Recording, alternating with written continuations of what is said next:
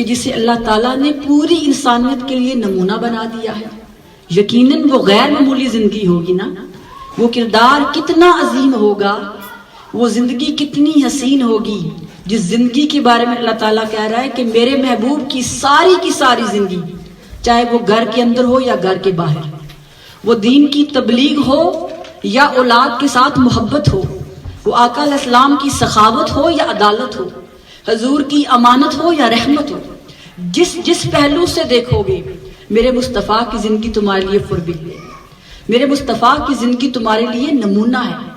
اللہ نے بے شک آپ کی ذات کو بے مثال بنایا، لیکن آقا علیہ السلام نے بھی اپنا کردار بے مثال بنایا۔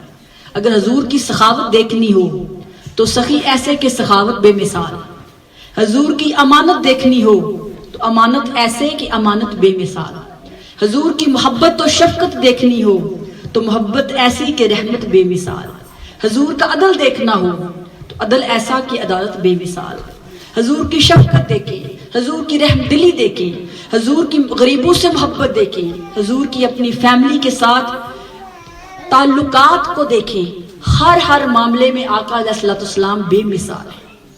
اسی لیے تو کہا کہ میرے مصطفیٰ کی ساری زندگی، اور ذرا سوچیں کہ جب آقا علیہ السلام اپنی زندگی میں جب محبت کرتے ہوں گے، لوگ گالیاں دیتے تھے، مصطفیٰ جواب میں دعائیں دیتے ہوں گے، لوگ کانٹے بچھاتے تھے، حضور جواب میں اپنی چادر بچھا کے انہیں اس پہ بٹھایا کرتے تھے، تو کیا رب نہیں اوپر بیٹھ کے دیکھتا ہوگا کہ عرش بری کا مکین ہے، عرش بری کا مالک ہے، زمین اور آسمان کے خزانوں کا مالک ہے، اور بیٹھا کیسے غریبوں کے ساتھ ننگے فرش پر ہے؟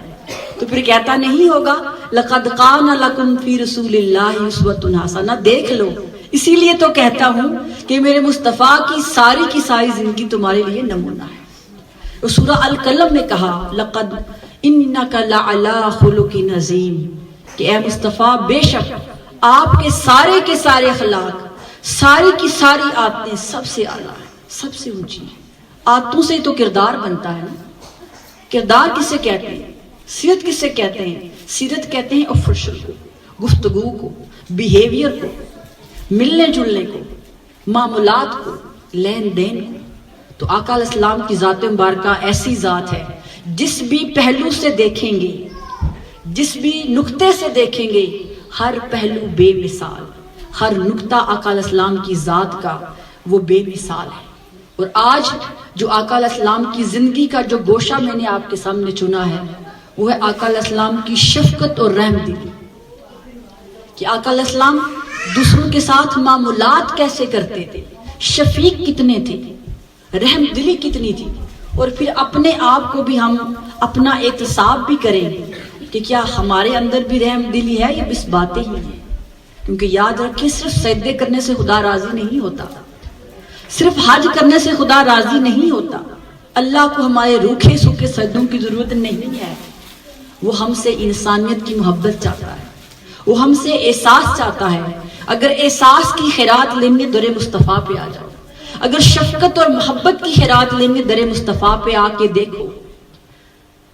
متفق علیہ حدیث مبارکہ ہے، آقا علیہ السلام مدینہ پاک کی مسجد نبوی میں تشریف فرماتے، اور گرمیوں کا موسم تھا، تپتی دوپہر تھی، کہ ایک پاگل عورت مسجد نبوی میں آئی۔ آقا علیہ السلام نماز پڑھنے کے لیے ابھی تیاری کر رہے تھے کہ ابھی نماز پڑھتے ہیں، وہ عورت مسجد میں آئی اور آ کر کہا یا محمد صلی اللہ علیہ وسلم، مجھے آپ سے کچھ کام ہے، میرے ساتھ آئی۔ تو آقا علیہ السلام نے اس عورت کے پاس گئے، اس نے آقا علیہ السلام کا ہاتھ پکڑا، ساری دوپہر ساری گرمی اس نے آقا علیہ السلام کو گلیوں میں پھیرنا شروع کر دیا، ہر گلی میں ہر کونے میں مصطفیٰ کو گرمی میں لیے پھرتی رہی، یہاں تک کہ آقا علیہ السلام کا سارا جسم پسینے سے بھر گیا، اور آقا علیہ السلام کا چہرہ مبارک گرمی سے سرخ ہو گیا۔ تو صحابہ کرام بھی پریشان ہو گئے، اور آقا علیہ السلام کو وہ لے کر ایک درخت کے پاس گئی اور وہاں پر بیٹھی۔ تو آقا علیہ السلام نے اس سے پوچھا بتاؤ تمہیں مجھ سے کیا کام تھا؟ تو وہ مسکرا پڑی، کہنے لگی مجھے تو آپ سے کوئی کام نہیں تھا، میں تو آپ کو لے کر ایسے ہی جا رہی تھی۔ اب صحابہ وہاں پہنچ گئے، صحابہ کرام کو غصہ آ گیا، انہوں نے خفگی کا اظہار کیا اور آقا علیہ السلام سے کہنے لگے یا رسول اللہ صلی اللہ علیہ وسلم آپ کو نہیں معلوم تھا یہ تو پاگل ہے. جو جواب آقا علیہ السلام نے دیا, آقا علیہ السلام فرمایا یہ تو پاگل ہے پر میں تو پاگل نہیں تھا نا. پتہ نہیں اسے مجھ سے کیا ضرورت تھی. تم سمجھتے ہو کہ ہر کوئی اس کا دل توڑتا ہے. اگر میں بھی اس کا کہا نہ مانتا تو اس کا دل ٹوٹ جانا تھا. اگر اسے شعور نہیں ہے مجھے تو ہے نا, اسے احساس نہیں ہے تو مجھے تو احساس ہے نا. کیا ہوا اگر میں نے گرمی میں تھوڑی دیر کے لیے اس کی خاطر گرمی برداشت کر لی تو کیا ہوا؟ تم دیکھتے نہیں اس کے چہرے پہ مسکراہٹ کتنی ہے, تم دیکھتے نہیں اس سے میرا ساتھ مل کر کتنا سکون ملا ہے. تو آپ دیکھیں کہ آقا علیہ السلام نے اس پاگل عورت کی خاطر گرمی برداشت کر لی پر اس کا دل نہ توڑا. اس کی خاطر آقا علیہ السلام نے اپنا جسم کو پسینہ پسینہ کر لیا لیکن اس کا دل نہیں توڑا. تو یہاں سے معلوم ہوتا ہے کہ انسانی دل کی حضور کے ہاں کتنی قدر و منزلت ہے. آج ہم کیا کرتے ہیں, چھوٹی سی بات ہوتی ہے اتنی سختی سے پیش آتے ہیں, اتنے سخت جملے بول جاتے ہیں کہ اگلے کا دل ٹوٹ کیا چیر ہی دیتے ہیں. اور جواب میں کیا کہتے ہیں, ہم نے سچ بولا تھا. ہم سچ بھی اتنے کڑوے انداز میں بولتے ہیں کہ سچ پہ سچ نہیں لگتا. اگر ہدایت لینی ہے تو مصطفیٰ کی زندگی سے, کہ جن لوگوں کی زندگی کو کوئی مقصد بھی نہیں تھا حضور ان سے بھی محبت سے پیش آتے تھے. ارے آج اس کردار کو ہمیں اپنی زندگیوں میں اپنانے کی ضرورت ہے. اگر ہمارے دلوں میں نرمی نہیں ہے, حدیث مبارکہ کے الفاظ متفق حدیث مبارکہ ہے, آقا علیہ السلام فرمایا جو نرمی سے محروم رہا وہ خیر سے محروم رہا. نرمی کا کیا مطلب ہے؟ معمولات میں نرمی. ہر بات میں فرشتوں کی طرح نکیرین نہیں بننا کہ ہر بات پہ پکڑ کرنی ہے, کہیں پہ معاملات میں گنجائش دینی پڑتی ہے. رشتے توڑنے کی بجائے کوشش کریں جڑے رہیں. حضور آئے ہی تو جوڑنے کے لیے تھے, کیونکہ حضور کے آنے سے پہلے ماحول کیا تھا؟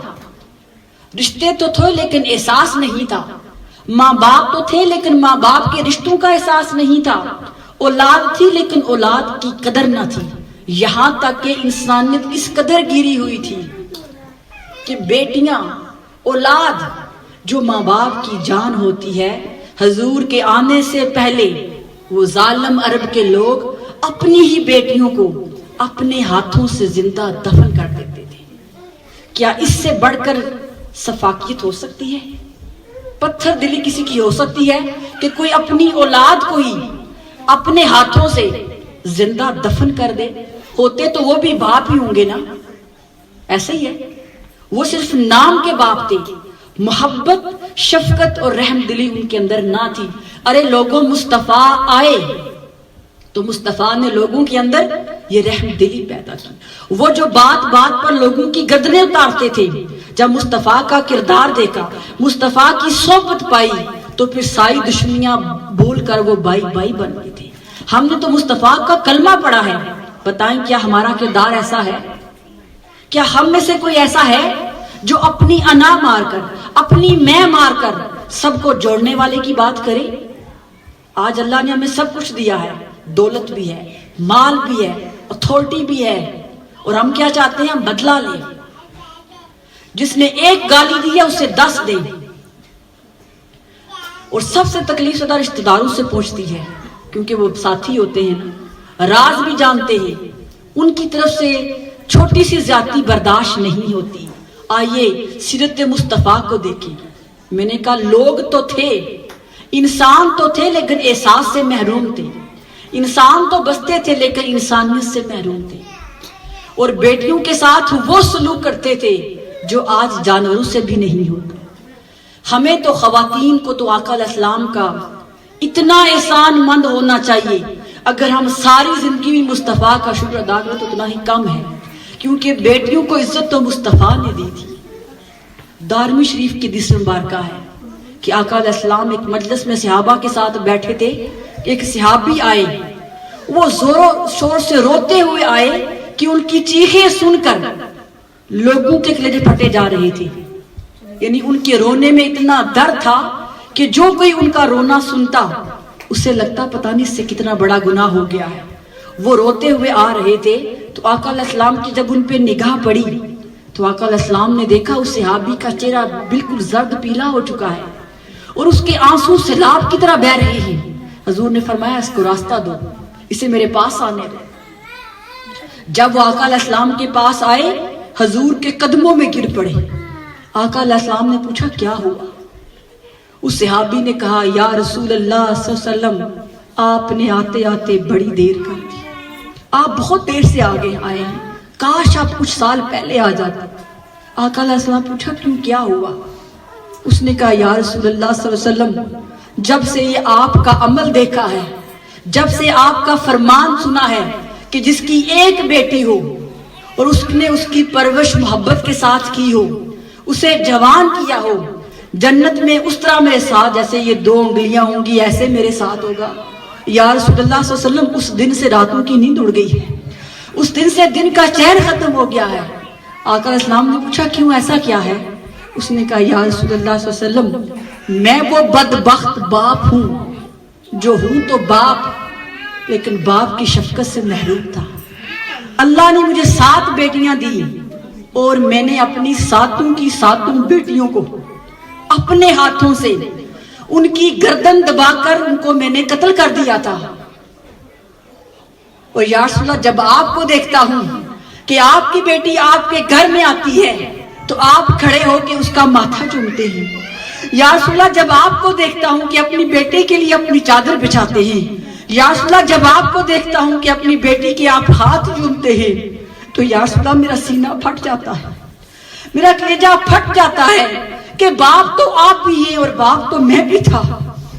میں نے کیا کر دیا, کتنا بڑا ظلم کر دیا کہ اپنی ان معصوم کلیوں کو جن کا کوئی نقصان بھی کوئی قصور بھی نہیں تھا, جنہیں اللہ نے زندگی دی, میں نے انہیں صرف بیٹی ہونے کے جرم میں انہیں اتنی بڑی سزا دے دی.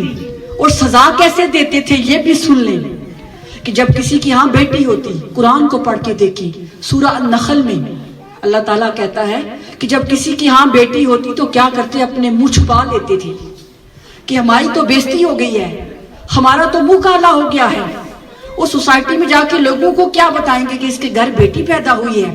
دادا آتا, جس گھر میں بیٹی پیدا ہوتی وہاں پر دادا آتا اور آ کر کہتا اسے ایسی سزا دو کہ جسے ہماری ناک اونچی ہو جائے, دنیا والے یاد کریں کہ بیٹی پیدا ہونے کی سزا کیا ہوتی ہے. ایسا کرو اس کا ابھی گلا دبا دو, جو سانس آ رہے ہیں وہ روک لو تاکہ جنم دینے والی بھی دیکھ لے کہ آئندہ بیٹی کو جنم نہیں دینا. پھر نانا آتا. آج آپ نے دیکھا ہے نا کہ نانا اور نانی, دادا اور دادی کیسے اپنے بچوں سے, پوتے پوتیوں سے محبت کرتے ہیں نا. اس دور میں ایسا نہیں ہوتا تھا, رشتے تھے پر احساس نہیں تھا. نانا آ کر کہتا یہ سزا تو بڑی کم ہے, ایسا کرو کہ اسے زندہ مٹی میں دبا دو تب بھی یہ سزا کم ہے. پھر چچا آتا کہتا یہ سزا بہت کم ہے, ایسا کرو گردن سے پکڑو, لٹکاؤ اور گردن کے درمیان میں تلوار مارو تاکہ ہمارے سینے کی آگ ٹھنڈی ہو سکے. بھائی آتا, ہر رشتہ آتا, جتنی نفرت ہو سکتی نفرت کا اظہار کرتا. آخر میں باپ آتا. کون آتا؟ باپ. اور آ کر کہتا آپ کی ساری سزائیں بڑی کم ہیں, میں سزا دیتا ہوں. جنم دینے والی ماں کے سینے پر اس کی بیٹی کا سر رکھ کر اپنے ہاتھوں سے جیسے گاجر اور مولی کو کے پتے اتارتے ہیں نا ہم, ویسے اس کی گردن مروڑ کے اس کو سزا دیتا تھا تاکہ آنے والی کو بھی سزا ملے, جنم دینے والی کو بھی سزا ملے. ارے مصطفیٰ آئے, آپ نے لوگوں کے دلوں کے اندر, ان پتھروں کے اندر بیٹیوں کی محبت ڈالی. وہ کیسے؟ اللہ تعالیٰ نے آقا علیہ السلام کو 4 بیٹیاں دی. جب پہلی بیٹی پیدا ہوئی, ام ایمن روایت کرتی ہیں اس حدیث کو کہ سیدہ خدیجہ الکبریٰ انہوں نے کہا کہ جاؤ جا کر سرکار کو بتاؤ کہ آپ کے گھر میں بیٹی پیدا ہوئی ہے. ام ایمن کہتی ہیں مالکن کا حکم تھا لیکن میں ڈر رہی تھی کہ جب جا کر بتاؤں گی تو سب سے پہلے مجھے ماریں گے. عرب کا دستور تھا نا کہ جب بیٹی کے پیدا ہونے کی خبر ملتی باپ غصے میں آ جاتا تھا, اگر تلوار ہوتی تلوار چلا دیتا, جو اس کے ہاتھ میں آتا وہ کر دیتا تھا. تو سیدہ ام ایمن کہتی ہیں کہ جب میں آقا علیہ السلام اس وقت صحن کعبہ میں تشریف فرما تھی، اب مالکن کا حکم تھا، جب میں حضور کو بتانے جا رہی تھی، قدم میں آگے ڈالتی وہ پیچھے ڈرتے تھے، ڈر رہی تھی کہ اب میری بھی جان گئی اور مالکن کی بھی گئی، بچی نے تو مرنا ہی مرنا ہے، ہم دونوں بھی ساتھ جائیں گی۔ کہتی ہیں جب میں آقا علیہ السلام کے پاس پہنچی، جسم سارا کانپ رہا تھا، میں کہتی میرے سرکار، اور آواز بند ہو جاتی، اتنی جرت نہیں ہو رہی تھی کہ میں ان کو بتاؤں کہ آپ کے ہاں بیٹی پیدا ہوئی ہے۔ کہتی ہے بار بار میں کہتی میرے سرکار۔ حضور پوچھتے جی اماں جان فرمائیے کیا کہنا ہے؟ کہتی ہے میری آنکھوں سے آنسو روا ہو گئے، لرزتے ہونٹوں کے ساتھ میں نے کہا سرکار اللہ نے آپ کے ہاں بیٹی عطا کی ہے۔ کہتی اتنی بات سننی تھی، حضور نے گھر کی جانب دوڑنا شروع کر دیا۔ کہتی ہے میں اور ڈر گئی، میں سمجھ نہ سکی یہ دوڑ محبت کی ہے یا نفرت کی ہے، یہ اقرار کی ہے یا انکار کی ہے۔ تو کہتی ہے میں بھی حضور کے پیچھے دوڑنا شروع ہو گئی اور سارے راستے جاتے ہوئے واسطے دے رہی تھی، میرے سرکار آپ تو سخی کریم باپ کے بیٹے ہیں، آپ تو عرب سردار کے بیٹے ہیں، آپ تو بیٹیوں قتل نہیں کرتے۔ لیکن سرکار دوڑے جا رہے تھے، اور جب آقا علیہ السلام سیدہ خدیجہ کی دہلیز پر پہنچے تو آگے کیا منظر تھا؟ سیدہ خدیجہ الکبریٰ نے اپنی بیٹی کو زور سے اپنے سینے سے چمٹایا ہوا تھا، جسم ان کا بھی کانپ رہا تھا، وہ بھی سوچ رہی تھی اس کے باپ کے آنے سے پہلے پہلے یہی تو میرے پاس لمحے ہیں کہ اپنی بیٹی کو محبت سے دیکھ، کیونکہ ابھی اس کا باپ آئے گا اور اپنی بیٹی کو قتل کر دے گا۔ آقا علیہ السلام نے بھی سیدہ خدیجہ کا وہ کانپنا دیکھ لیا تو آپ کے چہرے پہ مسکراہٹ تھی۔ سیدہ خدیجہ یہ نہ سمجھ سکیں کہ یہ مسکراہٹ محبت کی ہے یا طنز کی ہے، اور آنکھیں مضبوطی سے بند کر لی اور مضبوطی سے اپنی بیٹی کو سینے سے چمٹا لیا۔ اب آقا علیہ السلام قریب گئے، ماں کو بھی دیکھا اور بیٹی کو بھی دیکھا، اور بڑے پیار سے آقا علیہ السلام فرمایا خدیجہ مبارک ہو، آج ہمارے گھر ننھی کلی آئی ہے۔ یہ وہ پہلے الفاظ تھے جو اس عرب کی بستی پر، جو اس مکہ کی بستی پر کسی باپ نے کی تھی۔ یہ پہلا باپ تھا دنیا کا جس نے اپنی بیٹی کے آنے پر مبارکباد دی تھی۔ سیدہ خدیجہ نے آنکھیں کھولی، انہیں یقین نہیں آ رہا تھا کہ کوئی باپ بھی اپنی بیٹی کے آنے پر مبارکباد دے سکتا ہے۔ حضور نے فوراً اپنی بیٹی کو اٹھایا، ماں بھی حیران، ام ایمن بھی حیران، اور آسمانی فرشتے بھی حیران تھے کہ یہ کیا کرنے جا رہے ہیں۔ حضور نے اپنی بیٹی کو اٹھایا، سینے سے لگایا، ان کا ماتھا چوما، ان کے لب چومے، اور سامنے رکھتے ہوئے کہا خدیجہ یہ تو ہو بہو تصویر محمد ہے۔ سیدہ خدیجہ کہتی ہیں اس لمحے میرا دل چاہا کہ میں مکہ کی گلیوں میں نکل جاؤں۔ جب میں نے مصطفیٰ سے شادی کی تھی تو میری دوستیں تانے دیتی تھی کہ تم نے کس شخص سے شادی کر لی جو یتیم ہے، اس کے پاس تو اپنا گھر ہی نہیں ہے۔ وہ کہتی ہے میرا دل چاہا کہ مکہ کی گلیوں میں جاؤں اور لوگوں کو بتاؤں میرے محمد جیسا کوئی نہیں۔ وہ کہتی ہے میرا دل چاہا کہ سارے زمانے کے کو بتا دوں کہ میرے محمد جیسا کوئی نہیں، ان جیسا کوئی باپ نہیں ہے۔ پھر کیا ہوا؟ یہ تو گھر کے اندر بات تھی نا، یہ تو گھر کے اندر محبت تھی۔ زمانہ تو ویسے کا ویسے ہی تھا، باہر تو بیٹیاں قتل ہو رہی تھی۔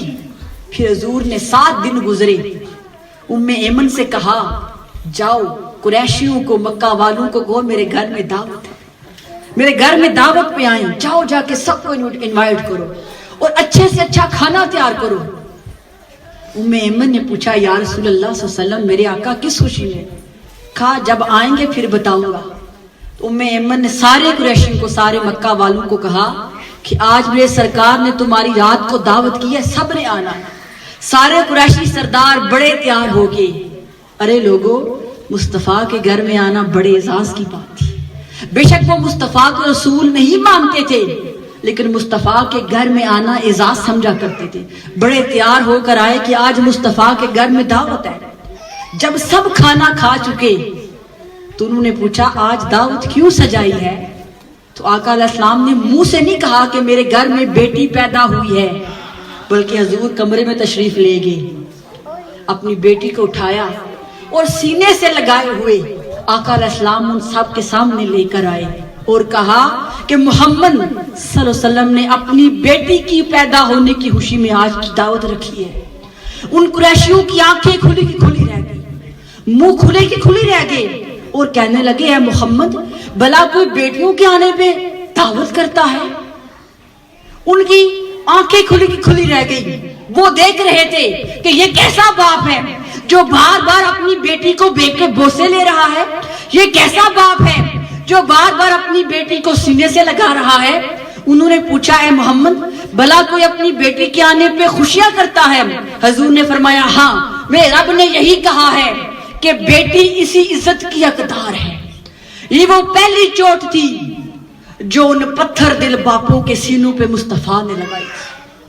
اسی لیے تو اس صحابی نے کہا تھا نا کہ یا رسول اللہ آپ نے آتے آتے بڑی دیر کر دی۔ پھر وہاں پر بیٹھے بیٹھے وہ جو بیٹی کے پیدا ہونے پر جن کی گردنیں تن جاتی تھی، مصطفیٰ کا عمل دیکھ کر، مصطفیٰ کا سلوک دیکھ کر وہ دھاڑے مار مار کر رونے شروع ہو گئی۔ وہ پتھر دل پگھل گئے، وہ ساری اکڑ، سارے غرور مصطفیٰ کے عمل سے وہ سارے غرور بہ گئے۔ پھر وہ قریشی جب گھر میں گئے تو روتے جا رہے تھے۔ ہر کوئی کہتا تھا یا رسول اللہ اپنے آنے میں بڑی دیر کر دی۔ حضرت دیا کل بھی حضور کے صحابی ابھی مسلمان نہیں ہوئے تھے، حضور کی بارگاہ میں آئے تو زاروں قطار رو رہے تھے اور کہا یا رسول اللہ صلی اللہ علیہ وسلم میں وہ بد نصیب ہوں جس نے مکہ کی 360 بچیوں قتل ہونے سے بچایا تھا۔ آپ نے پوچھا 360؟ اس نے کہا یا رسول اللہ صلی اللہ علیہ وسلم میں نے کئی لڑکیوں کے باپوں کو اونٹ دیے، کسی کو سونا دیا، کسی کو جوہرات دیے کہ ان کی زندگی چھوڑ دو مجھ سے مال دے دو۔ یا رسول اللہ میں نے 360 بیٹیوں کو پالا ہے، ان کی شادیاں کی ہیں۔ آقا علیہ السلام نے فرمایا دیا قلبی پھر کلمہ پڑھو۔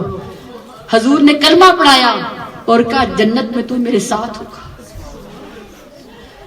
ایسے بھی صحابہ تھے جنہوں نے 10 بیٹیوں کو اپنے ہاتھوں سے زندہ دفن کر دیا تھا۔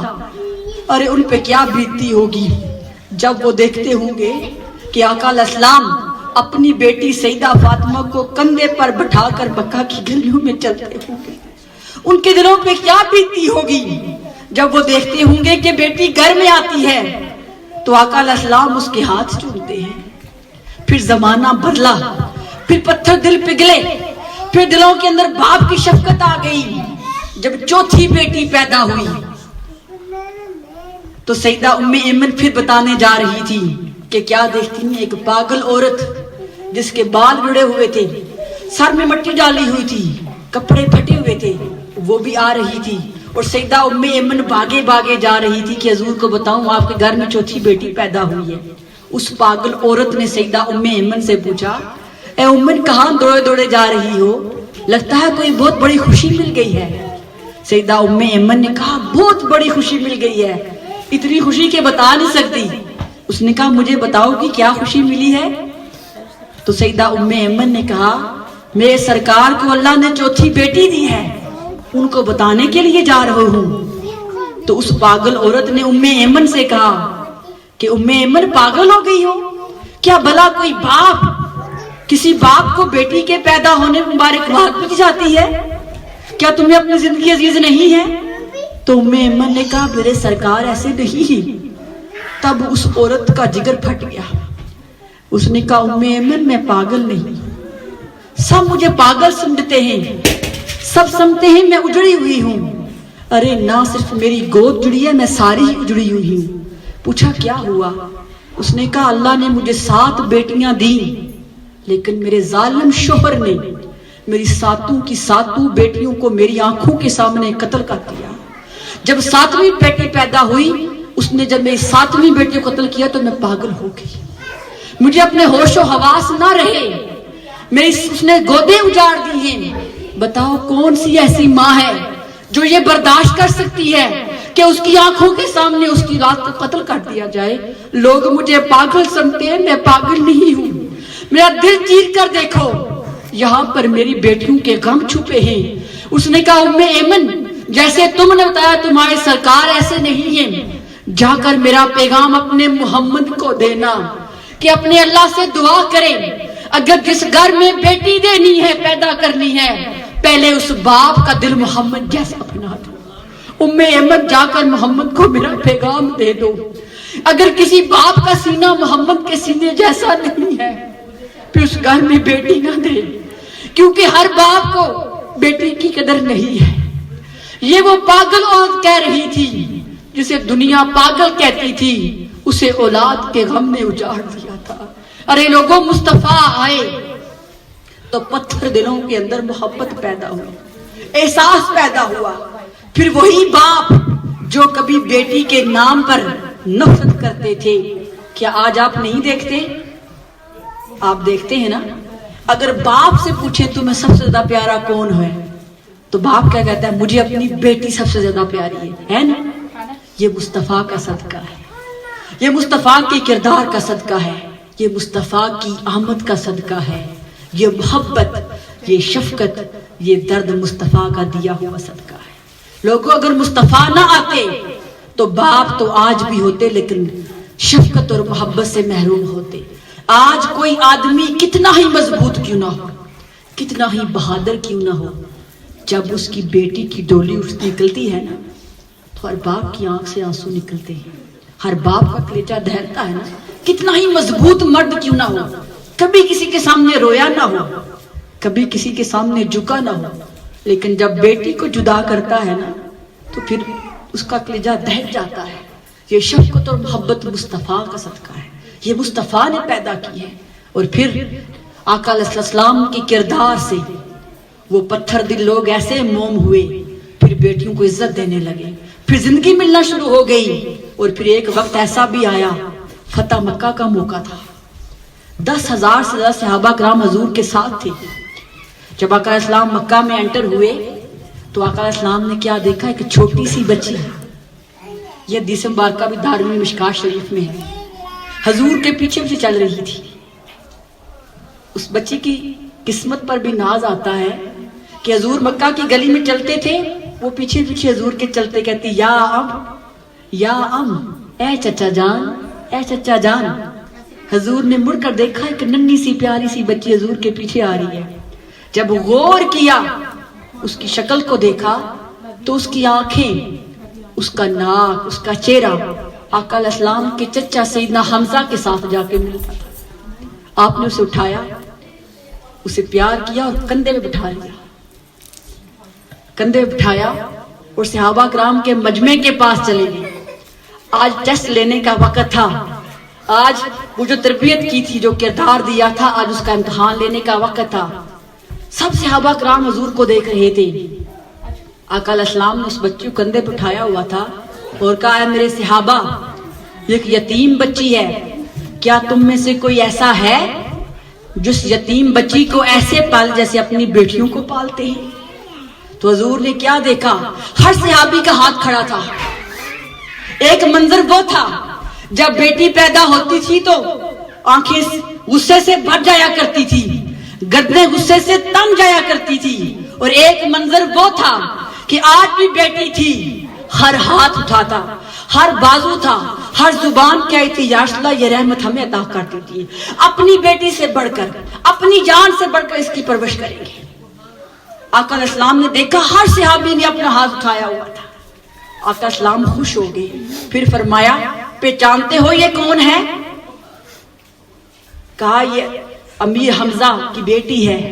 وہ قریب آئیں جن کے ساتھ کوئی قرابت داری ہے, کوئی خون کا رشتہ ہے. سیدنا مولا علی سب سے آگے بڑھے, زید بن حارثہ بھی آگے بڑھے, اور ایک اور صحابی وہ بھی آگے بڑھے. جب سیدنا مولا علی آگے آئے تو آقا علیہ السلام نے عذرائے مذاق کہا کہ علی اس کے ساتھ اپنی قرابت داری ثابت کرو, تمہارا کیا رشتہ ہے؟ مولا علی نے عرض کی یا رسول اللہ جو رشتہ آپ کا ہے وہی میرا ہے, ایک ہی رشتہ ہے نا. سیدنا امیر حمزہ آپ کے بھی چچا ہے, میرے بھی چچا ہے. پھر سیدنا زید بن حارثہ آئے, انہوں نے عرض کی یا رسول اللہ آپ کہاں اور ہم کہاں؟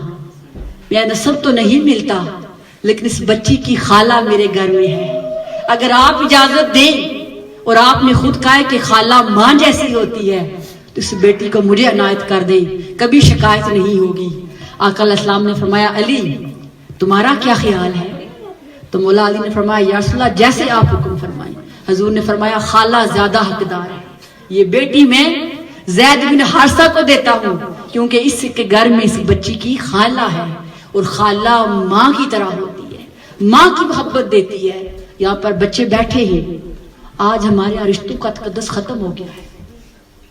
ہم اپنے ماں باپ کے بہن بھائیوں کو وہ رسپیکٹ نہیں دیتے. کچھ وجہ تو ہمارے والدین کی بھی غلطی ہے, میں یہ کلیئر کروں گی کہ ہم اپنی اولاد کو اپنے بہن بھائیوں کا ادب نہیں سکھاتے. ہمارے لاکھ اختلافات اپنے بہن بھائیوں سے ہوں, بہن بھائی جو ہوئے نا 100 اختلافات ہو سکتے ہیں, ہوتے ہیں, انسان ہے نا, گٹھے رہتے ہیں, بہن بھائیوں سے امیدیں ہوتی ہیں. آج تو ہمارا یہ حال ہو گیا ہے کہ چھوٹی سی کوئی وجہ بنتی ہے, سگی بہنیں ایک ماں سے پیدا ہوئی, ساتھ ساتھ رہتے ہوئے سالوں کسی سے ملتی نہیں ہے.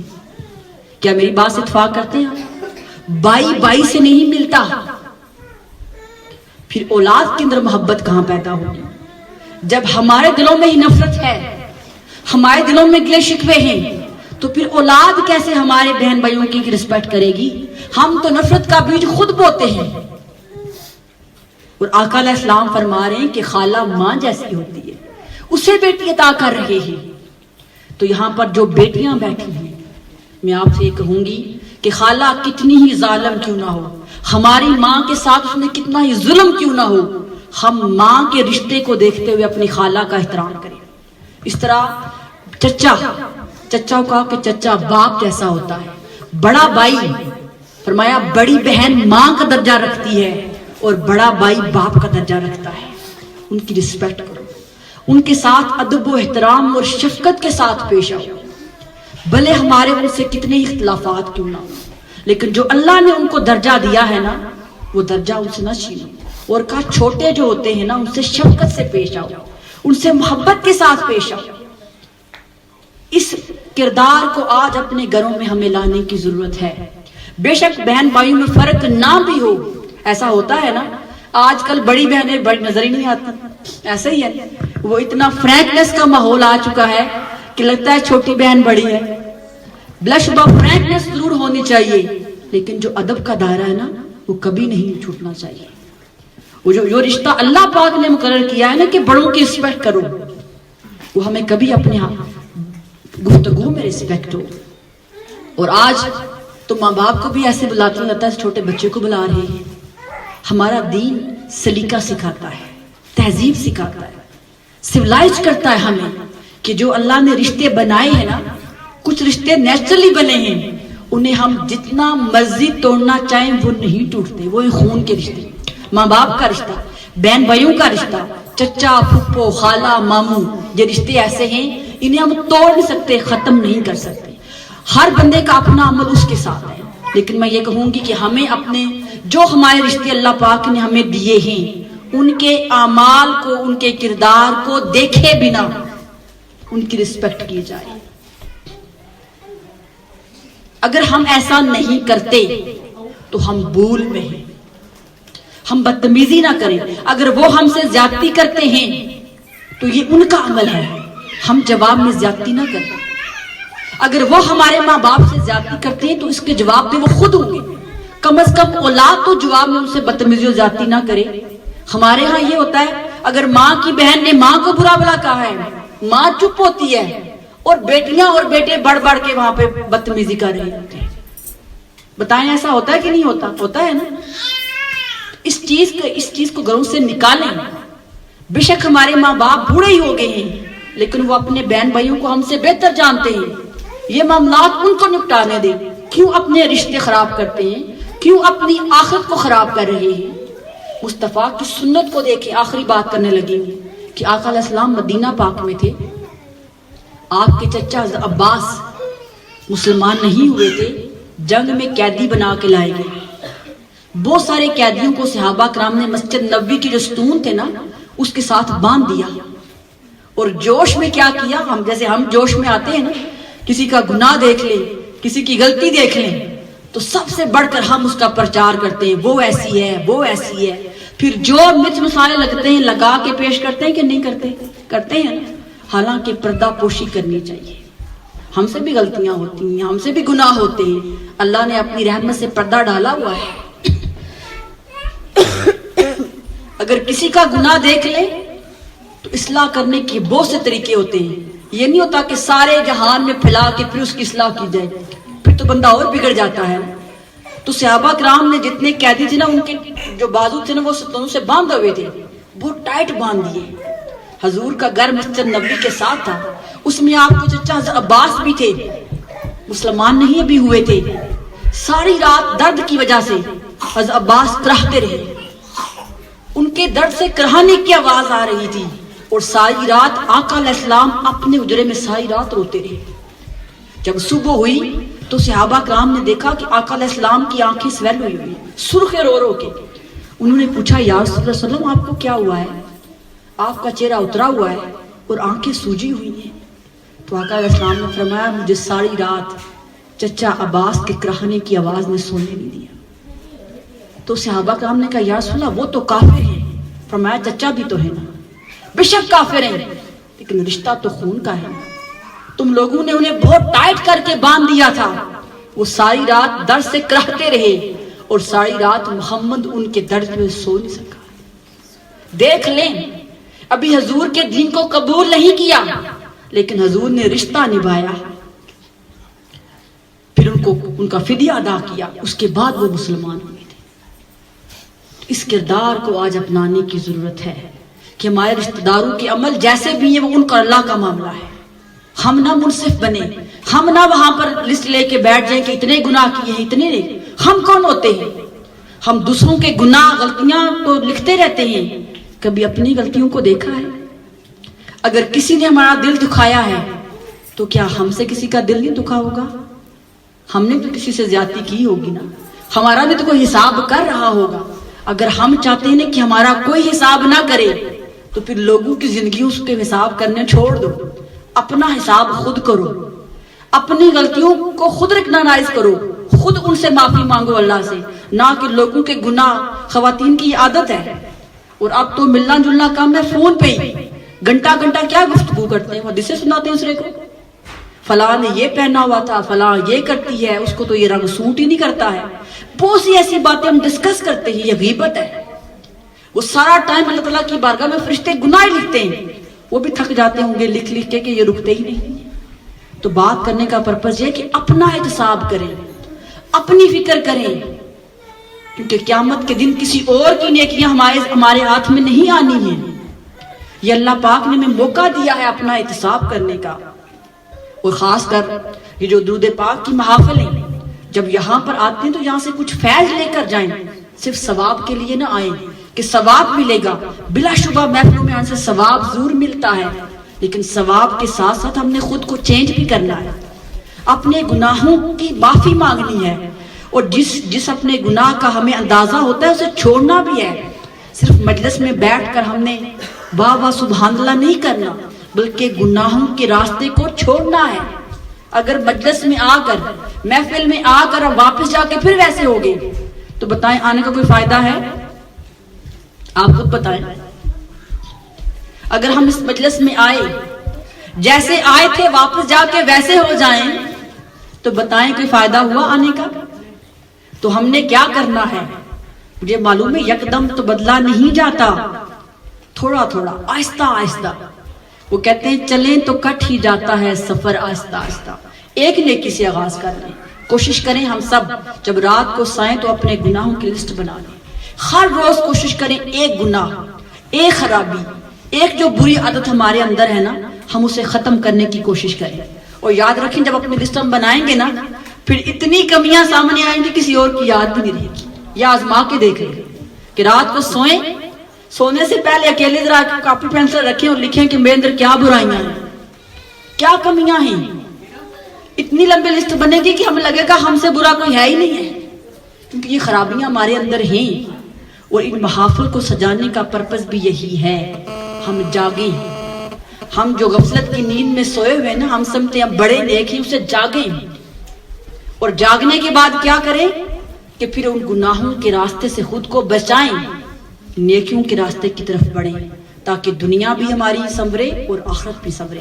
اللہ تعالیٰ کی بارگاہ سے دعا ہے کہ وہ ہم سب کو اس طرح کی محافل میں آنے کی توفیق عطا فرمائے اور آ کر ان محافل میں آ کر اپنی تربیت کرنے کی, گناہوں سے بچنے کے اور نیکی پہ رستوں پہ چلنے کی توفیق عطا فرمائے.